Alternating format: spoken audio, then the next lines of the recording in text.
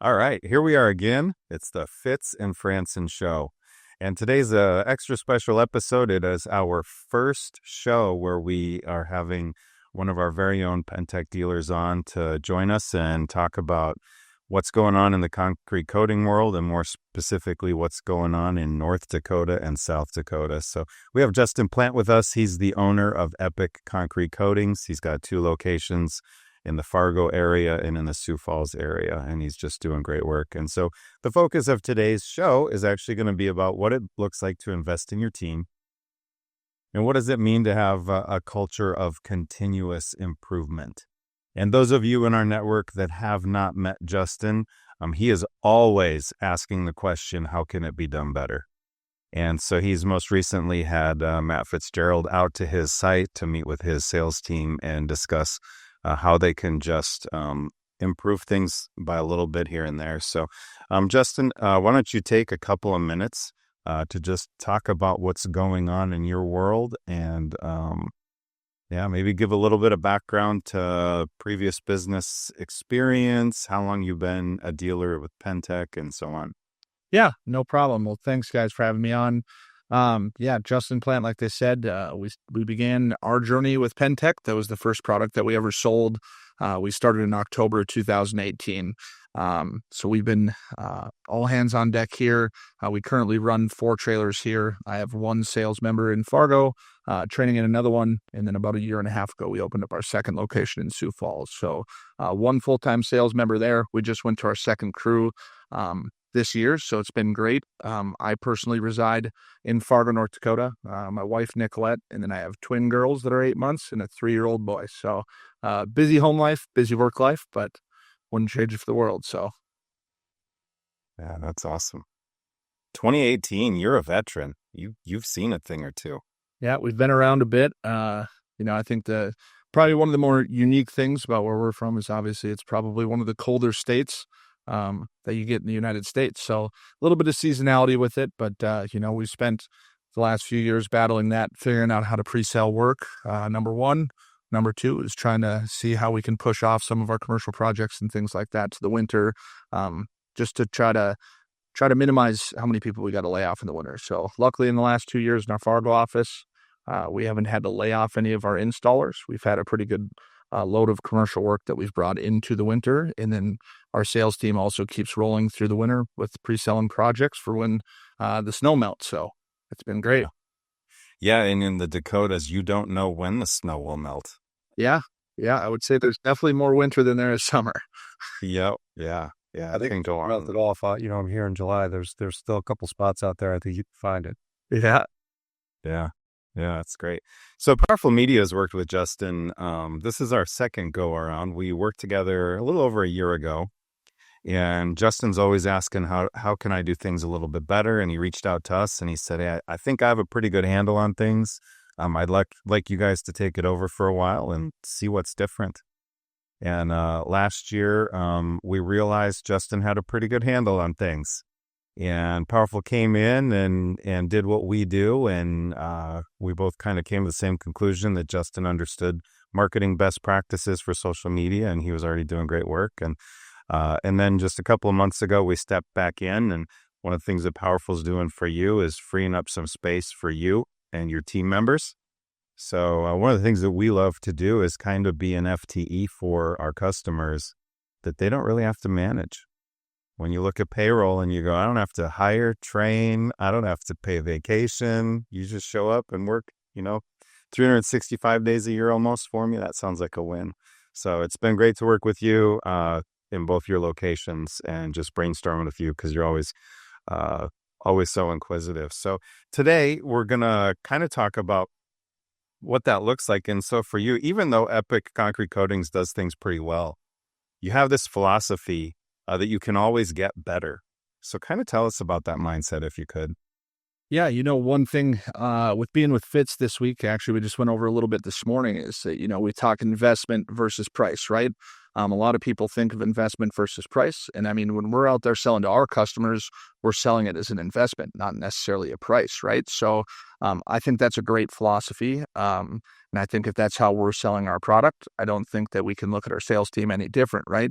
I think when it comes to these sorts of trainings, we just can't be too prideful in bringing outside people in, personnel to help our teams, just to help gain a new perspective, right? So I've always believed in training and investing in our team. I don't necessarily look at it as a price of that day, or those couple days of training. How is it going to perpetuate with our team after the training's done? So.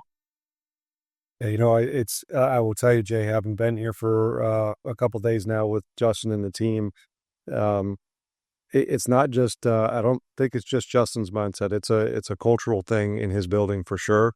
It's been a ton of fun working with their guys and working with Justin. And man, that's the type of owner that we definitely love to work with as well too.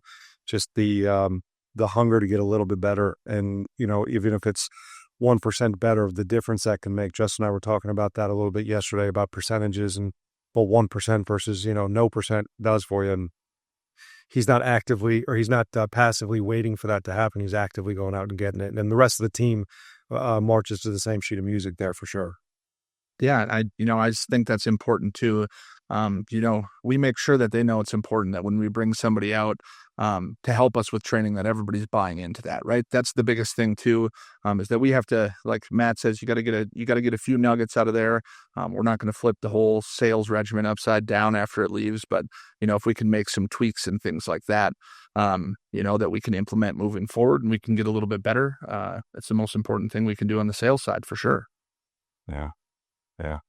Do you have, or I would say, how do you develop this continuous improvement philosophy? Matt touched on, it's not just you. Since 2018, have you noticed something that you've done as the owner that has instilled it in the culture? I wouldn't say necessarily just me as an owner. One thing I told Fitz at dinner the other night, phrase that my dad always told me, he always said, let the shoemaker make the shoe, right? So I've always believed in that. I think, just taking your pride out of it a little bit when it comes to something like that. But I mean, everybody's trying to get better, right? That's why we have a business. I think a lot of it for me is a growing family, right? I want to have more free time. If I want to have more free time, at the end of the day, that means we got to do a little bit more work. And we can, that can afford us the opportunity to bring people like people like Fitz in, that we can help our team. And with bringing Powerful in especially, my wife's wanted to spin my neck. I know that for the last few years because I was answering Facebook after hours. So from 5 till 11 at night. Once the twins came, I was like, okay, I can't be doing this that much anymore.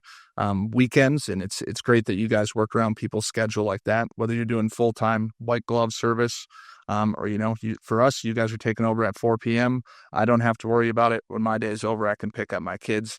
And I think a lot of that is, just a work-life balance, and having these trainings and making sure that your team's buying into it, and that you're going through these systems and processes. Once you have those set, it just makes it a little easier to sleep at night for sure.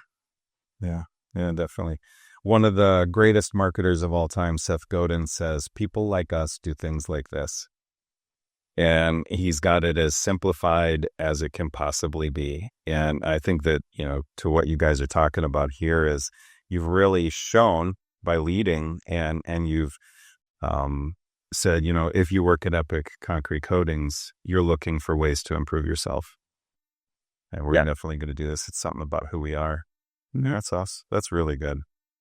Yeah. And, one thing I was thinking about last night when I got home, I was texting our sales team. Everybody is pretty fired up. It kind of reminded me of leaving our dealer meeting at the end of the year where you're so overwhelmed with information, but you almost can't wait to get off the plane. And the first thing you want to do is just go straight to your office and you want to get to work, right? And it wasn't just necessarily how it was going to impact our sales staff. Originally that was my goal. I'm going to bring them in. Maybe we can tweak a few things. Our sales team is already performing really well. But it wasn't, last night when I was thinking about it, it wasn't just about the personal touches that it's going to give to them, but how it's going to resonate with our whole team. Right. So I think one thing that Fitz said that was pretty impactful today for our team is like, you have to think of your sales meetings, each week or bi-weekly, is like your NSLI, right? Are we creating $5,000 worth of value in the 1 to 2 hours that we're blocking off for our sales schedules? And that just had me thinking all morning, right? I'm like, probably not. In my opinion, sales tends to get repetitive. And I think just giving your team a little bit of encouragement to try some new things, even if that's just having Fitz come in and do some training, share some fresh ideas. I think that's what our team needed, and I know it fires everybody up. So it's always nice once it gets a little bit repetitive in the middle of the season, just to give them a little extra push. So Yeah. Yeah, I was told, I can't remember who shared it with me, but they said a well-run company is a boring company. Yeah. And there's something to be said about that for the stability of the employees. Employees appreciate knowing what to expect. Yeah. And so there is definitely repetition in any job that we take on. I think a lot of the entrepreneurs like to be the entrepreneur because every day's different. Right. Kind of got some like high energy people going, I can't do the same thing every day. And so, Justin, you and many other business owners are always out there looking for the next thing. It's pretty important. It's how a business grows. Yeah, absolutely. So how do you make the decision to invest in a tool, a resource, or a training opportunity such as with Fitz?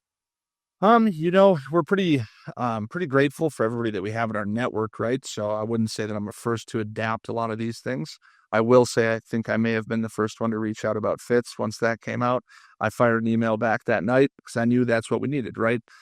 We invest in our installers, whether that's certified training classes. We just had Pentec out this year, just because we added a couple trailers in each market. They'll actually be out in a couple weeks to do our South Dakota. But I think it shows something to your team too, that you're investing in them and you care about their career and their opportunity and their growth, which I think is super impactful. So, I think that's a big part of it. Other than that, I mean, we always got to look for ways to get better, right? And whether that's marketing dollars, whether that's partnering with Powerful, whether that's partnering with, another company that does your SEO, if that's not you guys, things like this is just, I'm not a guy that likes to be stagnant. If I get bored, I'm definitely starting something new, or doing something different. I like to create a little bit of my own chaos. So, that's for sure. Yeah. Yeah. That is a common trait of somebody that grows something like a business. So can you tell me about an example of an investment that paid off significantly? Something, maybe early on in your career, or something maybe in the last, year or whatever. Yeah, It doesn't need to be powerful media. Right. Yeah, no, for sure. I would say for me, I really, really enjoyed the sales portion. When we started the business, that's what I did. I wore a ton of hats. I was the one running all the appointments, after I left my job. So when we started this in 2018, it was more of a little bit of an investment for me. My business partner, Brandon, was looking for something else to do. So we're like, hey, we're going to throw our hats in the ring on this a little bit. And so I actually didn't work for our company the first 2 years that it was open. And then after things started running, after work, I was running appointments all the time. And it just got to the point where I'm like, hey, I'm going to go all in on this deal. And that was great. So, moving forward from there, once I left there, it was all hands on deck on the sales side. Then once we started growing, now we're hiring our first salesperson. And I loved the sales portion of that because we were learning from other dealers, but I didn't necessarily have the training to be training other people to do sales. I just knew what was working at the time. So I really enjoyed that. But, as I've grown in my career, the business side is really, really what I enjoy of it. So, as I started enjoying the business side more, then it was numbers, right? I became obsessed with numbers, tracking numbers, and I was tracking numbers that I didn't even know what to do with after I tracked them, but I knew them, right? If people asked me numbers, I knew them, but could I improve them? Not necessarily. So Builder Prime, any sort of CRM for that matter, was huge for me. Being able to track analytics, data over more than 12 months, right? You can see what you're doing over last year. Me and Fitz went over a little bit of that yesterday too, just breaking down percentages of your sales and things like that. And just really having a grasp on the numbers, I think for me would have been the biggest investment on that side. Also, everything being electronic is super nice too on that end. So CRM for me, any analytic number tracking, anything that can help me track numbers for sure. Yeah. Yeah. That's kind of the growth path of an owner, that the only option is growth. You have to go from knocking on the doors and selling it to understanding what the next step is. Right. Yeah, we talk to a lot of dealers, and I say, well, what's this number? Well, I have no idea. I'm like, oh, you probably need to know that number. Well, how do I get there? We have customers that we still schedule on a Google Calendar for them because they don't have a CRM. Right. And I'm like, you know what? You could make huge strides towards a second trailer or a second salesperson if you got just a little bit more organized. Right. Yeah, CRM is a huge deal. And kind of on the other side, one of the biggest things that owners understand is that failure is inevitable. Are there some investments that you've made, maybe even kind of significant to your bottom line, that you go, oh, that was not a good idea? We did pretty slow growth, so I mean, it's all been pretty thought out. But we've definitely made some mistakes along the way. Trusting some people with some marketing, not understanding how to read the contracts necessarily, maybe getting caught in those for 180 days that you have to pay and they don't really provide anything for you, and the guy doesn't answer his phone afterwards. That's significant. I would say that's definitely over 5 figures that I did that a few years ago, which hurts when you're a small company, but it's one of those things, learning from mistakes, which I think another thing, the great part of the pen tech world, if you're newer coming into it, you can make some phone calls and you can figure out which directions not to go pretty quick. We were pretty young of pen tech when we came in, so I didn't necessarily have all the contacts at that point. So we made all of our own mistakes, that's for sure. So, but happy to help anybody else that to try to avoid those. But it's funny, Jay, you asked that question, and I'm not surprised to hear that that Justin hasn't had that many, big mistakes, right? Well, we got to make them to get better, right? You got to try to break things that are working to rebuild them and make them a little bit better as well too. But I think it goes to Justin does know his numbers. In the numbers that he doesn't know, he wants to understand even more. And like, how do we use and pull this number to make that number bigger and that kind of thing.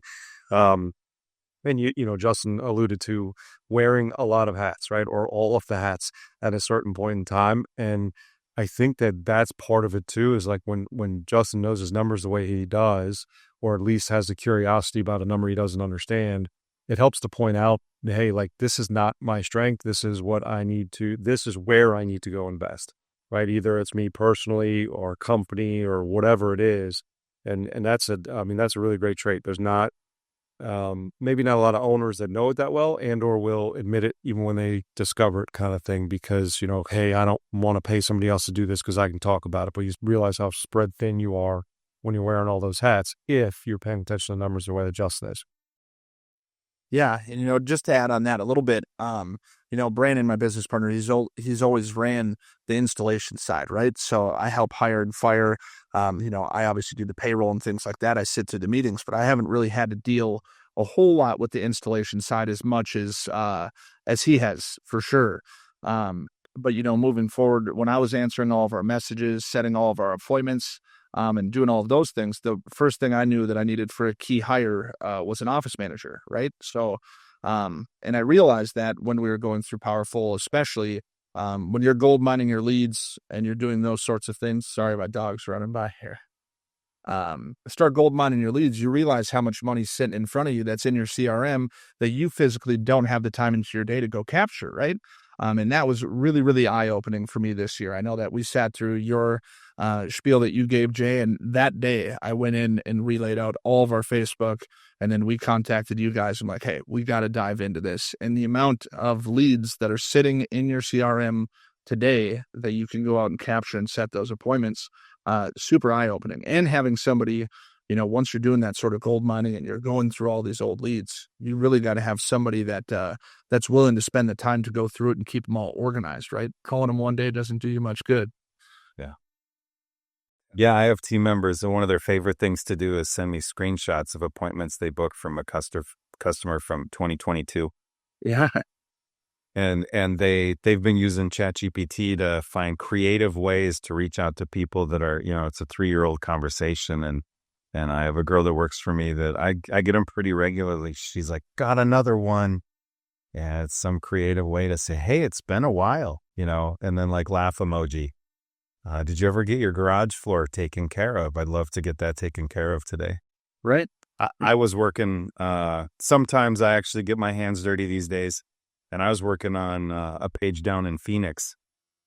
And I looked at the conversation with the lady, and it was 2023.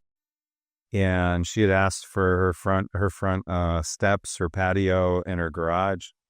And, we always use first names, make it personal. Hey, my name's Jay with Galaxy Concrete Coatings. I can't remember her name. Stacy, it looks like it's been a while since we last chatted. Are you still interested in getting this project done? And the lady, I just laughed. She texted back, this must be a God thing, because I literally thought an hour ago I should reach out to somebody and get my floor coated. Yeah. And I got her within an hour of her going, I should do this. And we all know speed to lead is a thing, right? All right. It's creepy about that, though, is Jay's actually listening to all of the conversations across the country. So he just knew that. That's right. Yeah. Yeah, I have a AI brain in my office listening to everyone. Yeah, exactly. I got big connections. So let's talk a little bit about culture, Justin. I'd like to know kind of how you have developed your organization. And, these businesses, you got guys show up in the morning, get in a truck and leave. And they come back maybe at the end of the day. They're tired, they're dirty, they're ready to go home. How do you manage that culture, and you make sure everybody knows that we're all going in the same direction? Yeah, I think a lot of it's just communication, right? Making sure that you're having touch points with them. Our crews start pretty early, so our crews start at 7 a.m. I go into the office before 7 a.m. Every day that I can. It's not every day anymore. It was before I had 3 children, but once you triple how many kids you have, it gets a little bit tougher. So, but I try to get in there in the morning, touch base with the guys if they're there in the evening. A lot of times we do travel a pretty large area around here. So a lot of times they're back a little bit later, but I think communications is the big one. And then, we all know we got to make hay when the sun shines here in North Dakota. So the summers are busy. But we try not to schedule any installs on Friday. We use that as our makeup day for rain days, just for a little work-life balance as well. So, a few times a summer we try to get together, whether that's going to Sweet Shots or going golfing, trying to do a few outings. I'm not going to lie to you, it gets a little bit harder once you have 2 locations. My home base is Fargo, and I got an operations manager out in Sioux Falls, so he does a very fantastic job out there, taking care of the installation side of the business, and then just with the one sales guy. So I touch point with him quite a bit. Still talk with our office or our operations coordinator all the time out there. So he's just doing a fantastic job, but I also make pretty frequent trips down there. So. Mm-hmm. Do you do an all hands meeting, like everybody, production, sales, everybody? So we have in our Fargo office, we haven't done all hands just with the distance between our 2 offices. But last year we gave everybody a Thursday, Friday off of work. We got everybody up here from the Sioux Falls office, put them all up in hotels, cut everybody's work week short. And I know asking a lot of times, we don't want to ask for their time on a Friday, because if they stay overnight, they got to go home on a weekend. So we did a Thursday, Friday. We had a party bus pick up everybody in the morning. We went out. I reserved a back room at a golf course, and then we reserved the golf course for a few hours, just a rural one that I grew up on. So they made us lunch. They did the whole gamut. We had prizes and stuff like that. So got the whole team together, got out golfing for the day, and that was fantastic. So. Mm-hmm. Yeah, that's awesome. Do you have any like mission, vision, values type of stuff that you have presented to the team? So we just started getting a little bit more into that. We were actually talking about that a little bit in our training today. We do have like our missions and values. Our sales team, we kind of developed that inside of our office. As far as the installation side, I think that's the next thing we're working towards. With a little bit more rapid growth this year, we've had a lot of training, whether that's Pen Tech and just getting guys on board and trying to get everybody up to speed as we're adding all the work. So definitely on our docket here for this quarter is to start involving a little bit more as a whole company. Just like I said, a little bit more difficult. We try to get out and beat the heat in the morning. So installation crews starting about an hour. So they're usually gone by the time our office staff gets in, our sales team and our office manager. So, yeah. And Jay, one of the things I love is they actually are in their sales appointments. They share their values with the customer, right? Man, that's powerful, right? Like, hey, this means enough to us that we want to share it with a stranger at this point too. This is who we are. It's a powerful statement to have at the beginning of an appointment when you're going through your slide deck and presentation with a homeowner for sure. So, it's good stuff, man. Yeah, that's good. Yeah, I found a lot of like my own team's morale changed when I introduced values to a regular like rhythm within the team. And twice a year, they have to listen to me talk about the values of our company. Yeah. But it really does go back to the people like us do things like this statement from Seth Godin where, hey, if you're a part of this team, these are the behaviors you'll carry and you'll translate that into the community. Mm-hmm. And yeah, very good. Yeah, and I think it's important, everybody that's wearing your logo every day, that's going out to clients' houses, this is the community that you're helping, whether you're sponsoring a local home builders association golf event, or any of this, from your sales team to the guys that are out installing somebody's sidewalk or patio each day. If in our company, if we're wearing that logo out, we got to have respect for that. We definitely want to make sure that we're showing respect to every homeowner, that we're leaving properties nicer than we were there. And I think, as a team, like our callback rates and things like that kind of reflect that as well, is we want everybody to have pride in their work, right? And we don't play the huge quantity game here. Quality's always been number one, and we've kind of grown as our quality's grown. So making sure that our quality stays tip top is definitely the most important thing to us. So. Yeah, I think the name of your company is appropriate.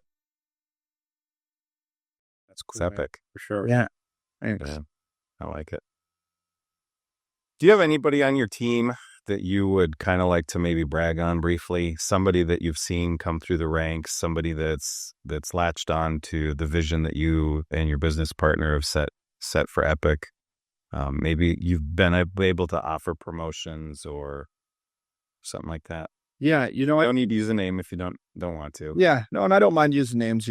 I know that our whole office knows that we're proud of them. So, I think somebody that we brought on last year. So we have Hallie in our office. She's our office manager. I had never had an office manager before, and I didn't realize how many hats that technically wears. Right? Originally, I'm like, okay, you're going to answer the phone. You're going to set some appointments. Right? You're going to set the sales guys' appointments.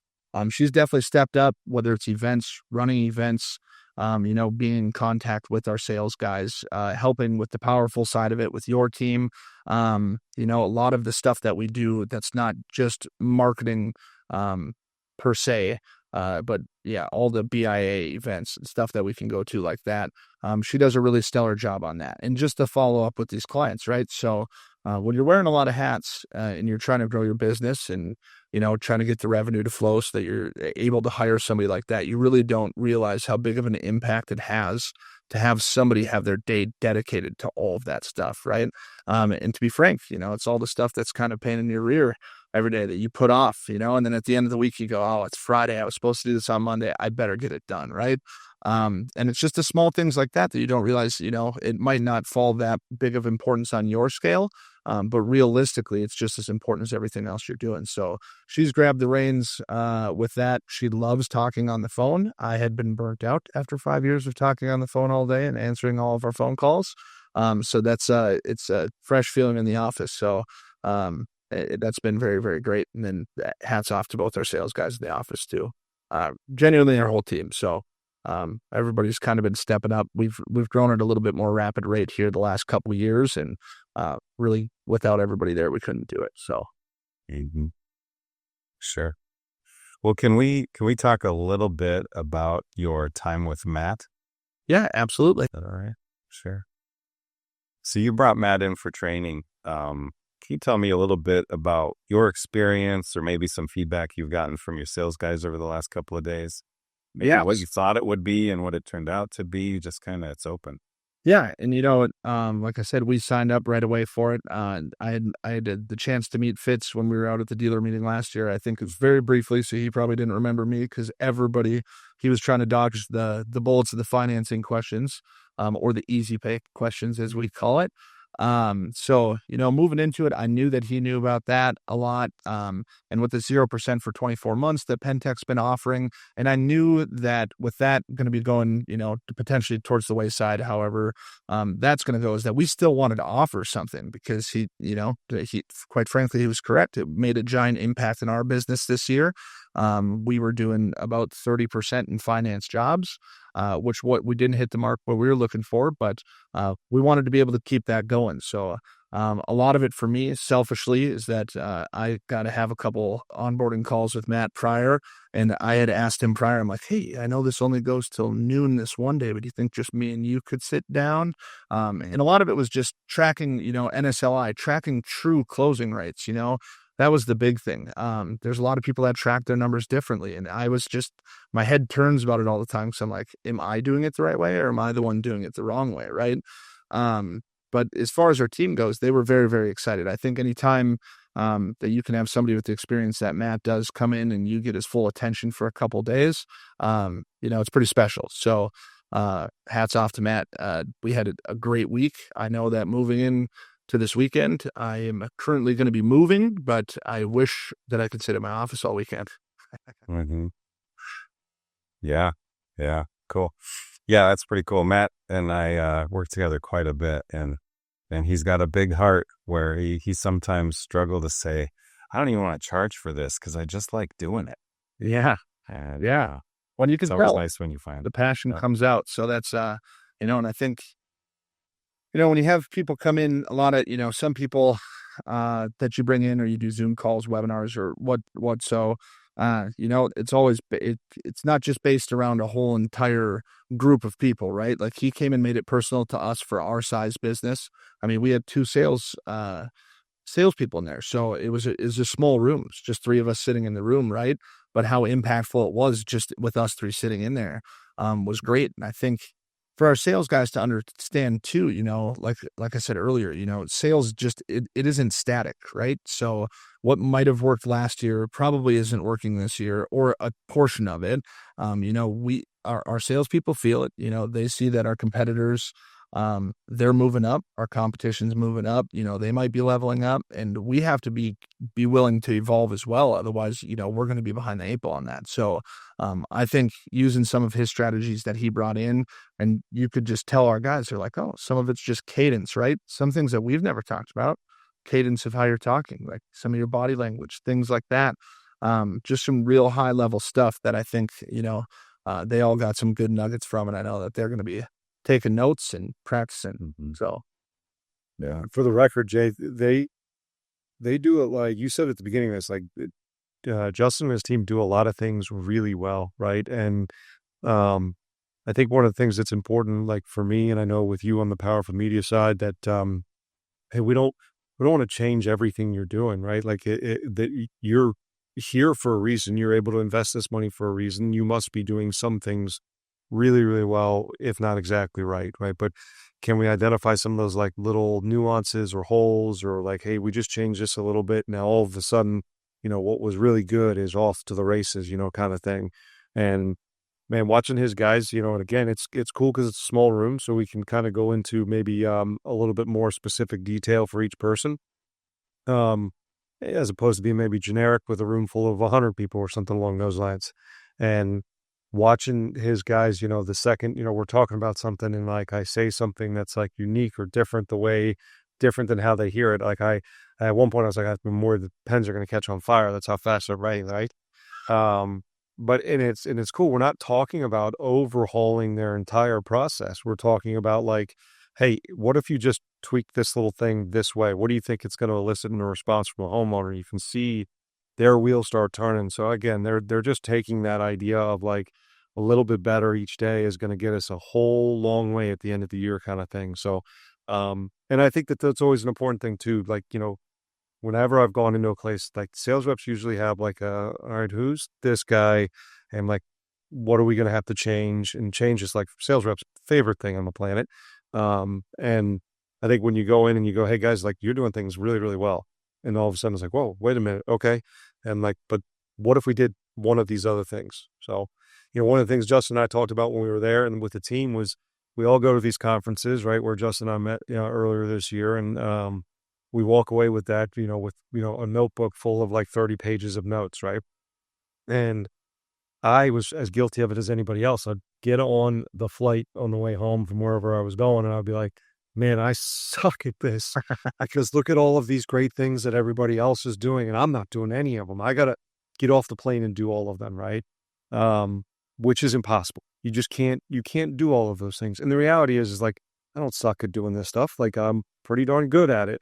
But if I took one of these things off of one of the 30 pages of notes that I took, that probably don't even make sense to me at this point because I'm so tired writing all those notes. But if I just took one of them, could I get, 1 or 2% better, right? And it's kind of that like relentless pursuit of just a touch better, right? Perfection is not attainable, but, if you're striving for it and you're doing it one step at a time, you're going to get darn close. Yeah, and I think that's the big thing for me, right? Is that, I talk to a lot of people and that, whether they're struggling or whether they're doing good and they're throwing around the idea of doing some of these trainings, right? And everybody puts a cost to it. And it's, can you afford not to do it is the way that I look at it, right?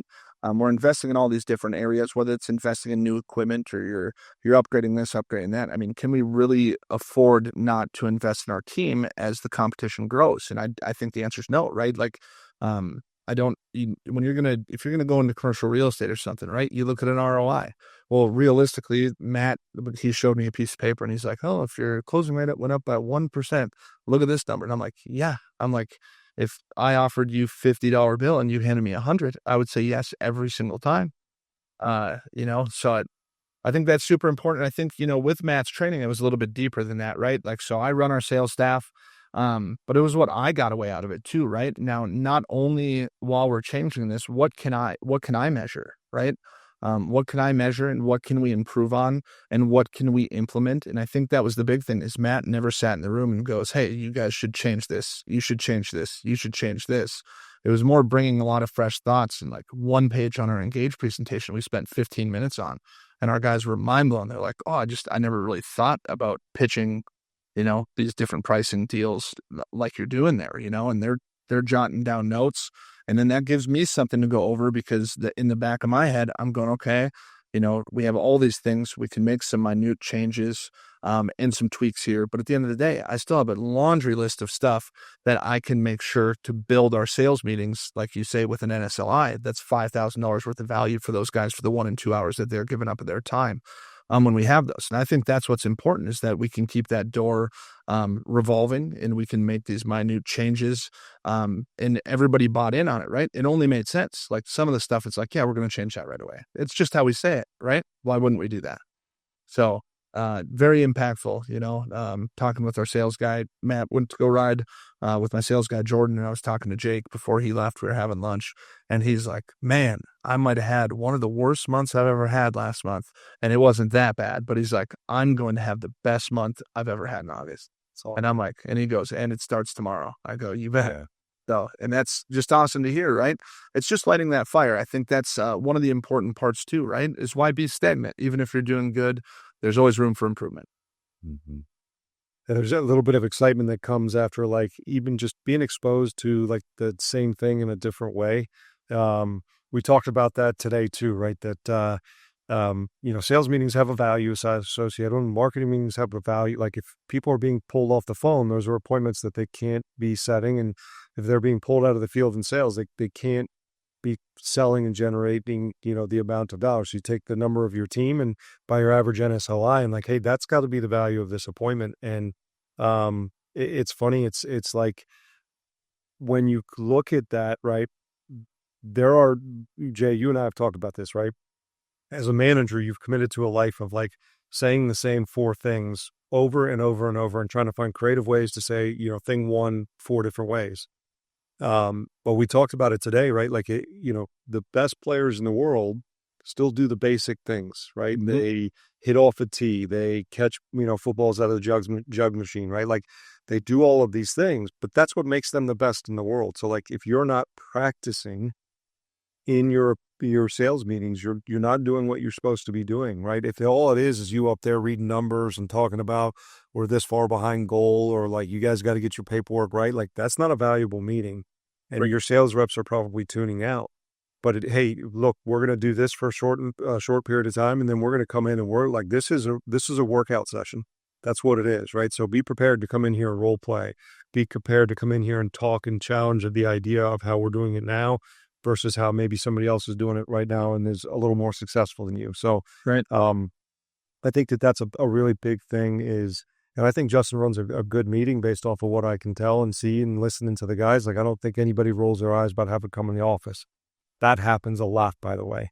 I cannot tell you how many organizations I've been in where sales reps are like, oh, this is the check the box session for, the week that, our manager or our owner gets to say that, hey, yeah, we did have a sales meeting. You met with them. And, it's really kind of wild when you really put the focus on like, hey, the value here is like one nugget that's going to get you one more sale next week. That's the goal. Right. And when you do that, all of a sudden guys aren't really upset about coming to the office. Right. They're looking forward to it. Maybe not totally looking forward to it all the time, but Yeah.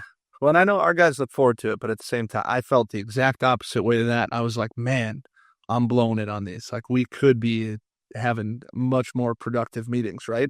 And not saying that we're doing a bad job, right? But that's what it goes back to.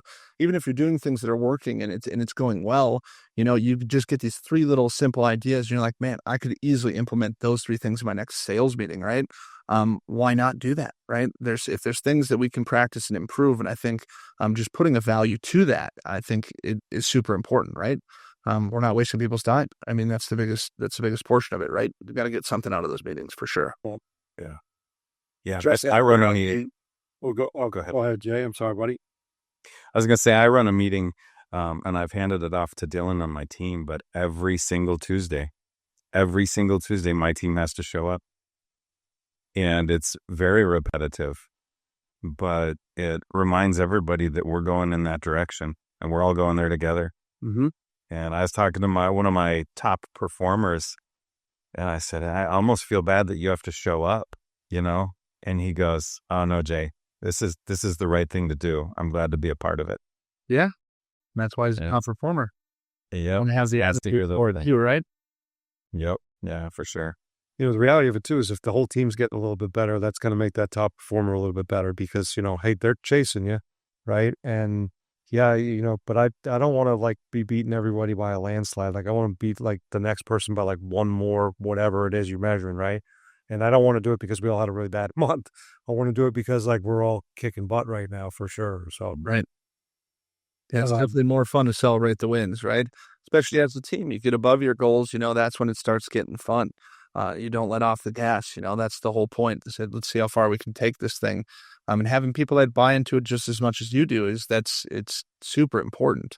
And it makes you feel a lot better about it because you don't feel like you're barking on people's trees all the time, right? That they're doing the right thing. And I think instilling that in your sales culture is the best, is that when you walk out of there that day, that they're doing their follow-ups, that they're doing their stuff. You call them at any moment. And the things that you have talked about as a team is everybody as a whole is still working towards one goal, even though we have individual goals, right? So, yeah, and it's very important. Yeah, Justin, I'm curious if, during our time last couple of days here, was there, I guess, anything that we did or talked about that was maybe like a surprise, like topic or piece of information or anything along those lines? Like everybody has a certain expectation of what's going to happen during these training sessions. And is there anything in there that might be like, hey, this was actually cool and I didn't expect it at all?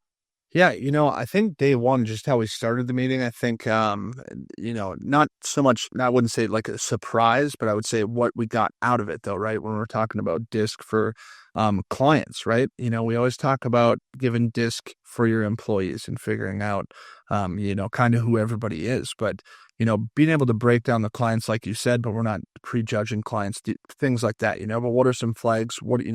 How can you act and control that meeting, ways really to run your sales appointment and make it as fruitful as you can, right? There was a lot of information in that I had never been taught or trained on before.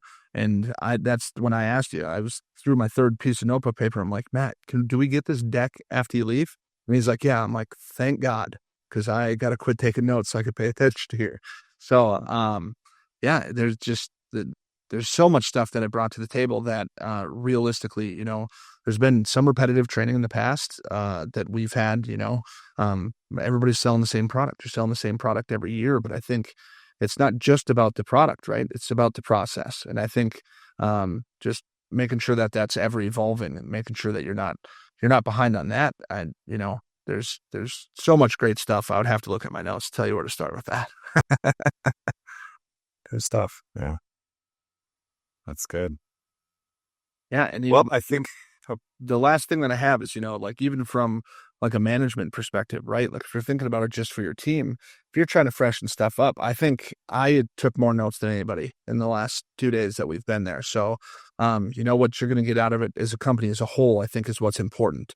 I think people should know that, it's not just necessarily for the sales team. If you take a little bit of those nuggets for yourself, whether you're a manager or an owner, you want to put them in a list of importance or things that you want to be able to implement or things that you want to be able to practice and train on. There was a lot of that as well, not just individual. So, yeah, we appreciate it. It's done. That's good. Well, that was where I was going to go next. And you jumped right in and you're like, hey, for those of you that are listening, this is what you pay attention to. Yeah, that's excellent. Well, Justin, it's been a blast having you on here. You can have bragging rights that you were the first Pentec dealer guest on the Fitz and Franson podcast show. We're going places. We're going to be Apple's top 10 in the next 6 months for sure on podcast listens. I like it. Maybe that's not true, but it's a goal we have. And any last words, just kind of that a word of advice to other dealers, not even specifically about what your time with Fitz was, just, the maybe state of things marketing, state of things sales, just this is what I've done in the last 6 months. And if I could impart some encouragement and wisdom to others that are in the same boat as me, this is what I'd say. Yeah.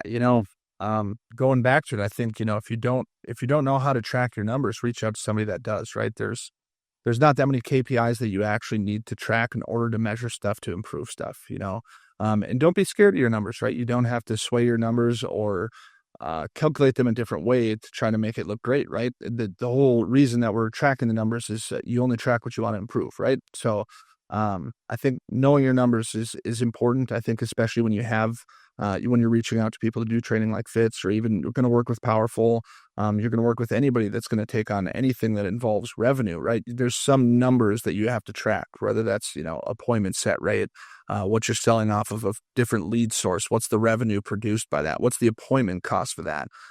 Knowing those numbers so that you're not pulling the rug on stuff too soon, just because you don't know the numbers, right? Some of these investments, they might look expensive.